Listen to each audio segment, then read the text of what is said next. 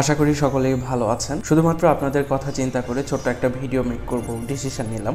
কারণ এখনও এই যুগে এসেও অনেকেই কি পাসওয়ার্ডটা ইউজ করার দরকার সেটা হয়তো অনেকে জানে না, বা কি ধরনের পাসওয়ার্ডগুলি ব্যবহার করা উচিত না এটা না জানার কারণে অনেক আইডিগুলো হ্যাক হয়ে যাচ্ছে বা অ্যাকাউন্টগুলো হ্যাক হয়ে যাচ্ছে।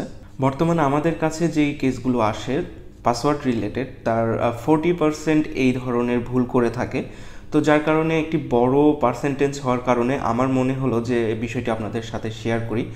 শুধুমাত্র এই পাসওয়ার্ড রিলেটেড ফেসবুকের ক্ষেত্রে না, আপনার ব্যাঙ্ক অ্যাকাউন্ট থেকে শুরু করে টিকটক, পাবজি, এভরিথিং এই পাসওয়ার্ডগুলি ব্যবহার করবেন না। যেখানে পাসওয়ার্ড রিলেটেড ইস্যু আছে শর্টলি আলোচনা করব, আশা করি আপনারা বুঝতে পারবেন বিষয়গুলি। কারণ সোশ্যাল ইঞ্জিনিয়ারিং হ্যাকিং যেই পার্টগুলি আছে, সর্বপ্রথম আপনাকে বলা হবে যে এই সাইটগুলো ট্রাই করার জন্য। আর বর্তমানে বেশ কিছু আপডেট টুলস বা সফটওয়্যার এসেছে যা কিনা 80% পাসওয়ার্ড ম্যাচিংয়ের পর বাকি পাসওয়ার্ডটা অটোমেটিকলি রিকভার চলে আসে। তো এই জন্য ভিডিওটা তৈরি করা, কারণ এই ছোট্ট একটি ভিডিওতে আপনার অনেক বড় একটি উপকার হতে পারে। প্রধান 5টি কারণ আমি উল্লেখ করছি। নাম্বার 1, সেটা হচ্ছে আপনার নাম। আপনার নাম বড় হাতে লেখেন বা ছোট হাতে লেখেন, আপনার নাম কখনোই আপনার পাসওয়ার্ড হিসেবে ব্যবহার করবেন না। শুধু আপনার না, আপনার বাবা বা আপনার মায়ের নামটাও পাসওয়ার্ড হিসেবে ইউজ করবেন না।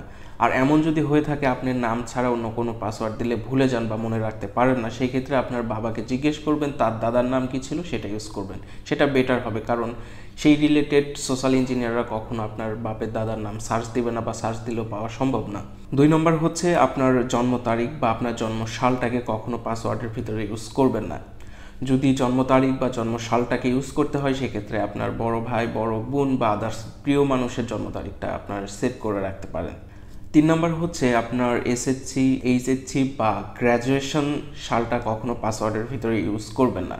সেই ক্ষেত্রে আপনার সোশ্যাল ইঞ্জিনিয়াররা যখন পাসওয়ার্ডটা সেট করে, তো এই সালগুলা দিলে দেখা গেছে 40 বা 50% পাসওয়ার্ড সেখানে ম্যাচ খেয়ে যায়। তো ভুলেও আপনার এই রিলেটেড সাল ইউজ করবেন না।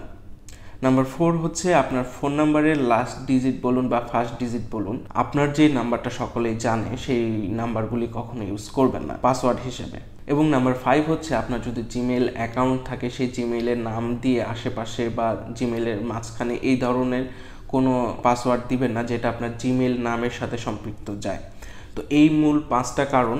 হয়তোবা এখন অনেকেই ভাবছেন যে আপনার পাসওয়ার্ডের সাথে অনেকটাই মিলে গেছে, কারণ সোশ্যাল ইঞ্জিনিয়াররা যখন হ্যাকিং শিখে বা হ্যাকিং সাইটে যায়, তো তখন তাদেরকে মূল এই থিমগুলোই দিয়ে দেওয়া হয়।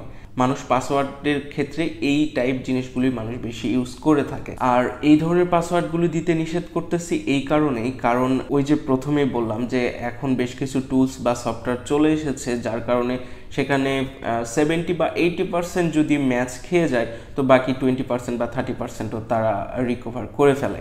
আর প্রপার হ্যাকগুলি কিভাবে হচ্ছে বা হ্যাকিংগুলো কিভাবে হয়ে থাকে এগুলো যদি জানতে চান, তো আমার আগে অলরেডি 2টা ভিডিও আপলোড করা হয়ে গেছে, আপনারা চাইলে দেখে আসতে পারেন বা ডিসক্রিপশনে লিঙ্কটি দিয়ে দিব। আপনাকে সেভ করার জন্যই মূলত আমার এই ভিডিওটা মেক করা। যদি ভিডিওটা ভালো লেগে থাকে অবশ্যই লাইক, কমেন্ট এবং সাবস্ক্রাইব করবেন এবং আপনার বন্ধু বান্ধব বা ফ্যামিলি মেম্বারদের সাথে শেয়ার করবেন যাতে তারাও সেভ থাকে। তো আপনার শুভকামনা জানিয়ে শেষ করছি আজকের ভিডিও। ধন্যবাদ, ভালো থাকবেন।